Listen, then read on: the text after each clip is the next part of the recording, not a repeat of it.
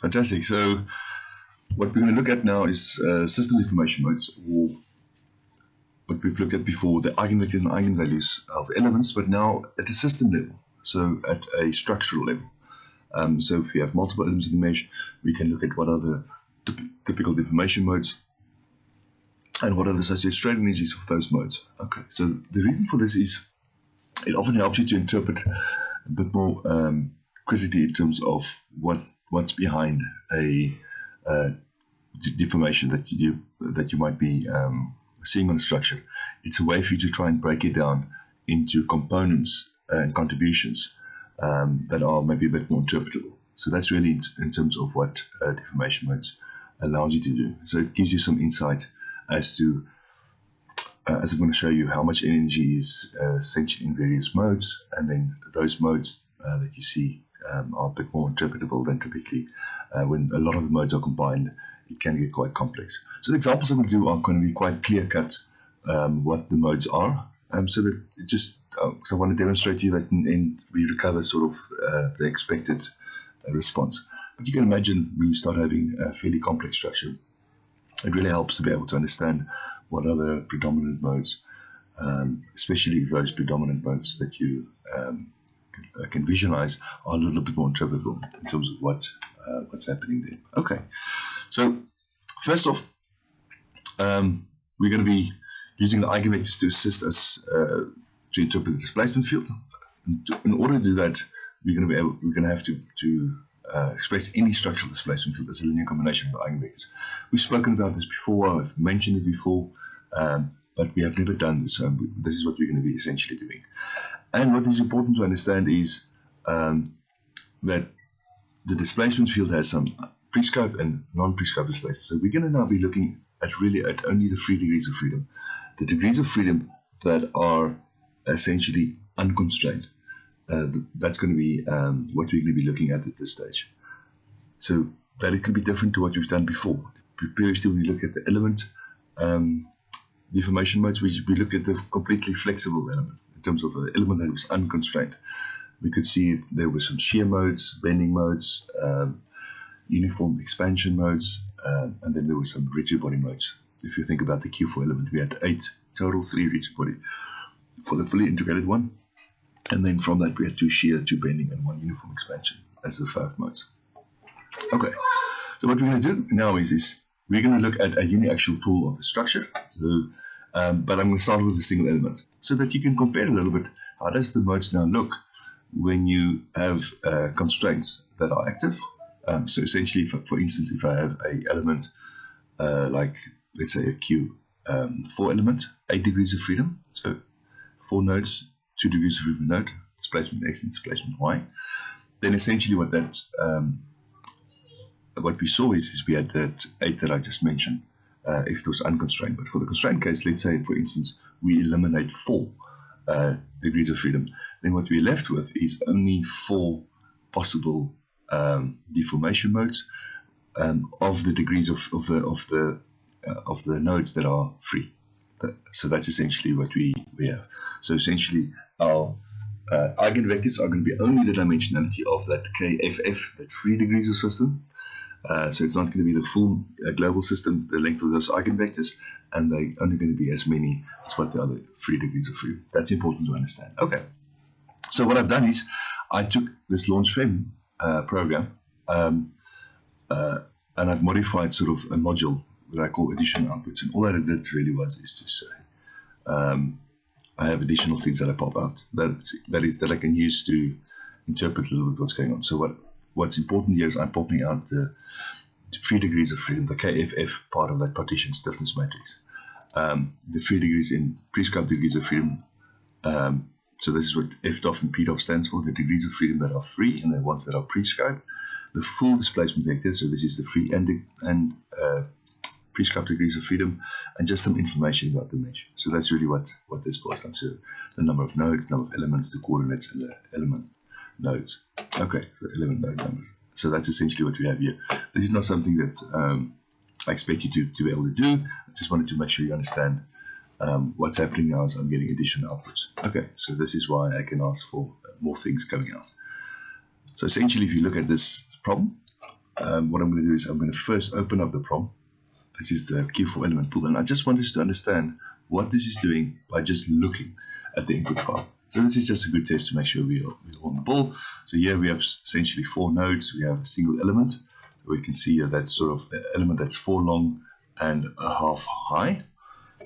Boundary conditions are, if I look at 1, 1 and 1, 1, 1 and 1, 2, 4, 1 and 4, 2. So this is the node 1 in X and Y, node 4 in X and Y. It's prescribed displacement. So node 1 is at X0, height of 0, and 4 is at X0 and height of 5. So it's clamped on the left-hand side, fully clamped. So there's no Poisson's contraction that can happen there. We're just interpreting this. Young's modulus, Poisson's ratio, thickness, and then there's a load applied at node 2 and 3. 2 and 3 is at the X displacement, X position of 4. At the height of 0 and 0.5, we apply essentially 50-50 newtons. So we can, so that's essentially what it is. So if you think about this maybe as millimeters, we think of this as newtons. We're going to be working with megapascals. If that's the case. So that's just to make sure we can understand what's going on with the loadings. Okay. And you can now go and work out what is the expected stresses you would expect to see. So essentially, we have a total force of 100 that's applied on this right-hand edge. That right-hand edge has a height of 4, sorry, a height of 0.5, and a thickness of 1. Okay, so that's essentially what we have. So that implies, if we divide by that, that implies we might expect to see maybe around about, 200 MPa. Okay, that's what we expect to see. Okay, let's see what happens. So if you go down to the magnification factor of running this single element, so you can now run this, boom.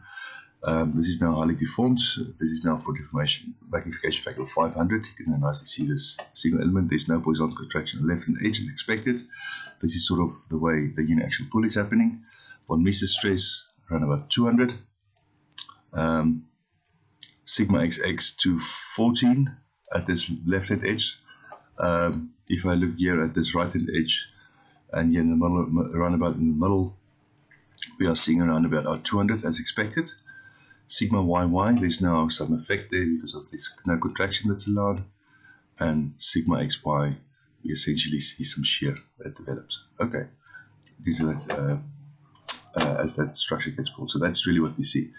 And we can, if you always want to, you can always go in for the joke, modify it slightly and say, let's allow for some Poisson's contractions. I'm going to show you what happens. I'm going to change it back. Then you have a bit clearer picture if you just do a sort of sanity check. Then you can see spot on 200 as expected. Okay, so what we're seeing that additional shears and sigma YYs that develop are really just because of the Poisson's contractions here. If we allow for the Poisson's contraction, this is a nice uniform stress, just to demonstrate that to you. Okay, let me just put that back, save it, and let's run it again. So this is the problem that we're looking at now. Okay, so this is what we see. And what we can do now is to say, okay, fantastic. We've got now KFF back. We can now go and compute the eigenvectors and eigenvalues of KFF. So this is now for the 3 degrees of freedom of that partition matrix system that we have. And then we can go and plot each of the modes. So what I'm doing is I'm getting eigenvalues of KFF. And then what I'm just doing is I'm really just plotting the eigenvectors as deformations. So here I'm just updating the 3 degrees of freedom's displacements with the eigenvector for each of the modes, and I'm plotting the strain energy and the eigenvalues. So this is what I'm doing at this stage. And if I do that, what I want to show you is what are the modes that we have. Let me just maybe make this magnification factor 0.4. A little bit too much, maybe. Just nicely see what's going on. Okay. So let's still make it 0.3. Okay, so what we see here is essentially this one mode here. It sort of contracts that nose part, and this is it's got essentially strain energy, let's look. We can look at strain energy or eigenvalue. It doesn't matter. So let's look at the eigenvalue. Just over a million. Okay, so 1.2 million. That's what we have there. So that's quite a high number of energy that's required there. If I look at this, this almost looks like a sort of so this is almost like a it's a little bit reminiscent maybe of possibly kind of a bending problem that you see here. This is now a constraint on the left-hand edge. This is pushing in and this is pulling out. This is essentially, if you look at this, 440,000. So this other one was quite large because we tried to push that in. So this one is, you're really trying to squeeze that material in that way. This is essentially looking at the strain energy of 440,000. Oh, sorry, eigenvalue 440,000, strain energy of about 220,000. And that will now be essentially be Newton millimeter. Okay, the energies that we have here. Okay, so if I look at the strain energy of this looks like a nice uniform expansion. Almost no contraction there, so this looks like a nice uniform expansion. That's quite low. Expected, so 6,200 or 13,000 eigenvalue. And then largely we have bending, which is essentially even lower. So that is eigenvalue of 1,300. So bending, this thing would, if it can, bend as far as possible, if it makes sense for the problem. So this is requires the least amount of energies to go into this mode. This mode requires order 10 more essentially energy to get into that mode. In fact, then essentially these other modes become quite enormous. Okay, so this is sort of a in-plane kind of pushing, but without getting the response of a kind of a bending problem. And that's what we see here is just a nice, as expected, a bending response if you were to apply a moment on that right-hand edge. Okay, so that is what we see. So let's see in terms of what happens with a single element structure. So what I'm going to do now is I'm going to express our displacement that we got for our uniaxial pool as a linear combination of the eigenvectors, and this pi is the sort of participation factors. Okay, so of how much, what scalar must I multiply with each of these eigenvectors, and they are normalized. All of the eigenvectors have a length of 1, so that in the end, if I add them together, I get the response that we saw, the 3 degrees of freedom response that we just solved. So this is now a post-processing step. It's usually not done in terms of, I think, what you'll see in typical finite element packages, but it really, I think it's something that can give a lot of insight in terms of understanding a bit more critically what's going on with the displacement field, as opposed to just seeing it as a bunch of numbers. So all I'm doing here is I'm solving the system of equations. So you can think of it as if I can put all of these e's into a column, and a matrix where each column is an eigenvector. That's what this matrix is, this eigenvector matrix. And then this is the right-hand side, and then I need to solve for all the p, which scalars, as a linear combination. So this is just a linear system of equations of the matrix, which is the eigenvectors, and the things that I'm solving for are the p's, or the mode participations, and then what I want to try and express is essentially the right-hand side, which is the displacements that we just computed. So what I can do is I can then do that, and then essentially have percentage mode participation if I wanted to maybe plot that. I think this is what I wanted to do, is actually put this in here. Okay. So I'm going to first plot the percentage mode participation. That's the first thing I'll do. And then what I'm going to do after that is essentially looking at the strain energy per mode. And so what I want to know is how much energy does each mode contribute. So first what I'm going to do is I'm going to compute the total strain energy so that I can give sort of a percentage version of the strain energy per mode. Oh, so what is the percentage of strain energy for each of the modes as a function of the total strain energy? Or of the total, not as a function of, but of the total strain energy. So here I'm just computing a half U transpose K of FU. So all of these adds are just a modern way of doing the dot product. It's a new from Python 3.5 onwards, you can use the add symbol to imply linear algebra multiplication. So you don't have to np dot a vector in the matrix. You can just use this add. So that's quite a nice thing. And this is just extract the scalar from that 1-by-1 matrix that gets returned. And all I'm doing here is I'm calculating the scale eigenvector. So taking my mode participation, my eigenvector, and that's now my new displacement. So this is how much of that eigenvector we want to use. That scaled eigenvector, I can compute the energy of that, divide by the total strain energy, multiply by 100, and that will give me my percentage strain energy per mode. Okay, so that's essentially what we have. And the sign, I'm going to keep the sign so we know essentially if the mode goes up do we want to go up or do we want to go down? So if you want to do the opposite of what the mode is doing, so where the mode is maybe expanding somewhere, a node, if you want to do the contract, if you have a negative energy, it means you would rather want to contract the node. Okay, so do the opposite of what the eigenvector's displacement is doing. So what we see is, if we run this now, essentially what we get out is our mode participation fraction. So what we see is from all of the eigen, so we had the four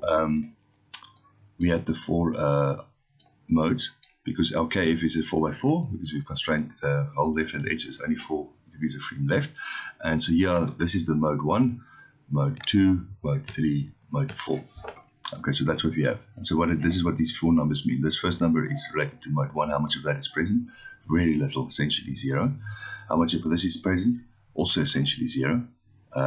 Then for mode 3, a lot of it is present, and mode 4 also essentially 0. So almost everything is going into this mode 1. And what this mode 1 is essentially this. Okay, it's this uniform expansion but without the contraction. And so that's why you get a little bit of this sort of participation of this mode, which is sort of the mode that sort of contracts the node, so that things stay the same here, but towards the right hand side things get tense. So this is a Poisson's mode almost. This is really what this is signifying, is the Poisson's contraction due to this constraint boundary condition. This is what we see here. It's beautiful. And so what we can say essentially is, if you look at all the energy, almost 100% of the energy is in that uniform expansion. A very small amount of energy goes into that Poisson's contraction. Okay, so that is important to understand. So this is a single element and uniform